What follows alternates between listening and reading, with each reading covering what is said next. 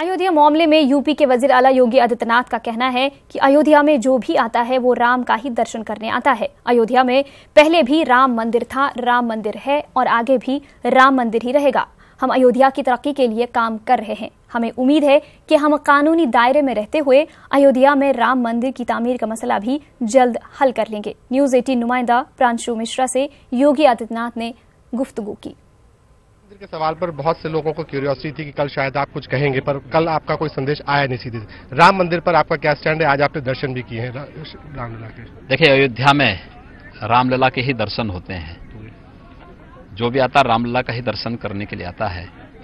वहां मंदिर था, मंदिर है और मंदिर ही रहेगा। और मुझे लगता है कि संवैधानिक दायरे में रह करके अयोध्या में राम जन्मभूमि की समस्या का समाधान भी हम लोग निकालेंगे। क्या ये संवैधानिक दायरा अगर कोर्ट से डिले होता है, क्योंकि भाजपा के नेताओं ने, मोहन भागवत जी ने भी कहा है, क्या आपकी पार्टी, आपकी सरकार इस पर विचार कर रही है? देखिए, जो भी संवैधानिक दायरे में संभव हो पाएगा, सरकार उस कदम को उठाएगी। लोग ये मान रहे हैं कि विकास से हट करके एजेंडा शायद अब मंदिर का हो गया। ऐसे में चर्चा ये भी है कि जो ब्रांड योगी है वो एक सेंटर स्टेज ले रहा है पूरे पॉलिटिकल डिस्कोर्स का।